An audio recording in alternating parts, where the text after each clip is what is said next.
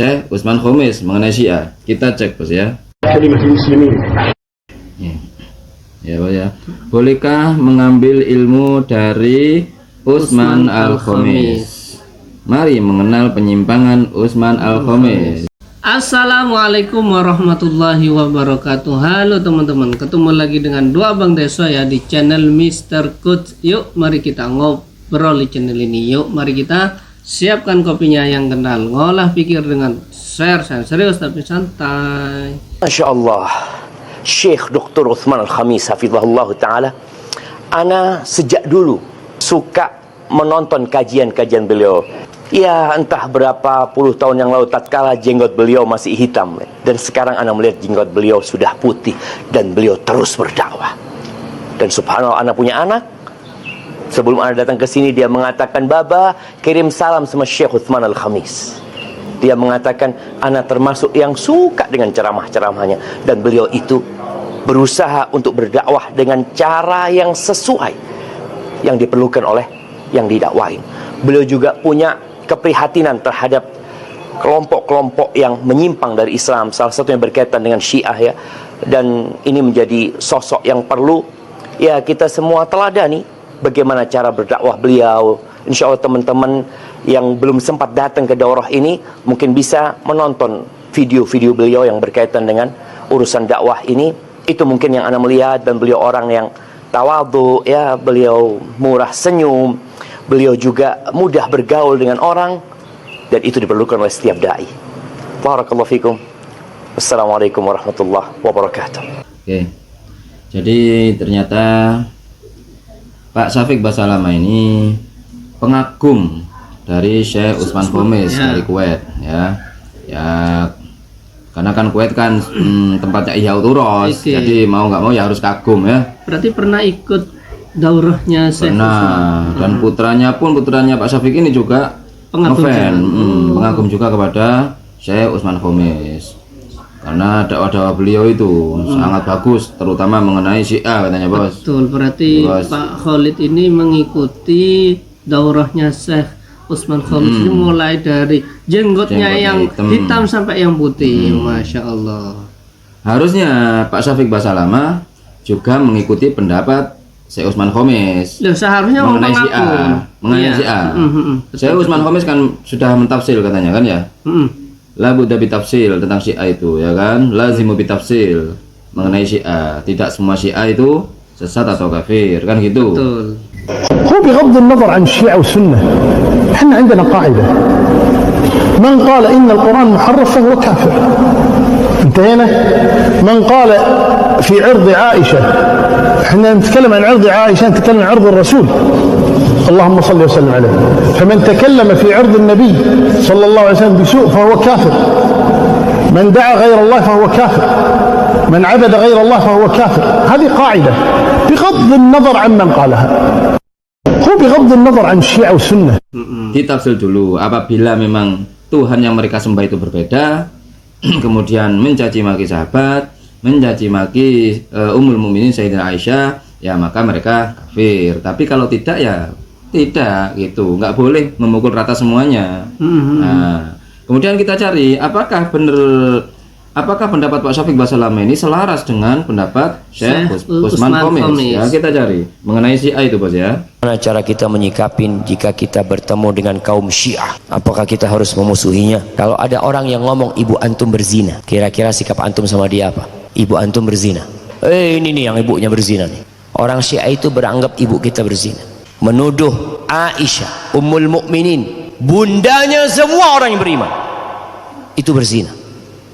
Bagaimana sikap kita? Ya tentunya memusuhin dia, membenci dia. Tapi kebencian kita itu berbungkus cinta, ingin hidayah buat dia.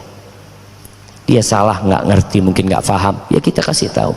Tapi kalau ternyata dia tidak mau dikasih tahu, ya tinggalkan dia.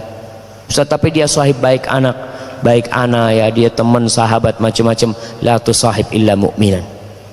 Jangan bersahabat kecuali dengan orang yang beriman. Wala ya'kul ta'amaka illa taqi. Dan jangan makan makananmu kecuali orang yang bertakwa. Hadza wallahu a'lam bishawab. Ternyata pandangan Pak Syafiq Basalama mengenai Syiah bertolak belakang dengan apa yang disampaikan oleh Syekh Utsman Khamis. Ternyata dia ngomong mengaku sebagai pengagum Syekh Utsman Khamis hanya bualan saja, bos ya. Faktanya mengenai Syiah saja Pak Syafiq Basalamah menutupi informasi lengkapnya mengenai sekte-sekte di dalam Syiah. Sebagaimana Pak Khalid Basalamah juga sama. Mereka memukul rata semua Syiah itu Rafidhah, Kaisaniyah, kemudian Sabaiyah atau Syiah Gulat. Ya, itu saja yang mereka sampaikan.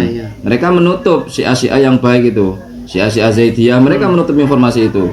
Syiah yang sesuai dengan Ahlussunnah wal Jamaah, mereka menutup informasi itu. Ya, jadi mengaku pengagum Syekh Utsman Khamis di sini hanya bualan, omong kosong saja. Betul, ya, pepesan kosong, bos ya. Sampai bahkan statementnya itu harus kita benci. Nah, harus kita benci, walaupun teman akrab dibenci, harus ditinggalkan katanya. Yang saya bingung kan dengan statementnya itu loh, bos. Kita itu benci harus diselimuti dengan cinta. Itu ya apa? Itu kan sesuatu yang bertolak belakang. Benci tapi diselimuti dengan cinta. Ya bener, dia itu bener. Benci karena ajarannya, cinta kepada orangnya. Ya bener, selama Anda melakukan statement itu. Tapi masalahnya tadi, ketika ada orang mempunyai syahid dari Syiah, suruh tinggalkan. Terus mana prinsip yang awal tadi? Hilang langsung sudah. Ya, belum 1 menit, hilang sudah. Yang awalnya tetap kan benci harus, tapi tetap mencinta. Tapi mencintai. Kemudian 15 detik lagi berbeda statementnya ya. Walaupun syahid akrab, tinggalkan gitu. Gimana Anda itu ya? Oke, ini masih belum seberapa.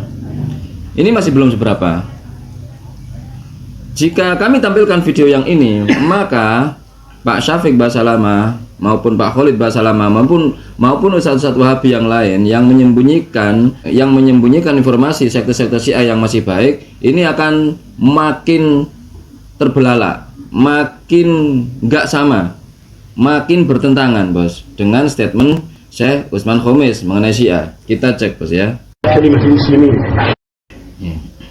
Ya, bos ya. Bolehkah mengambil ilmu dari Utsman Al-Khamis?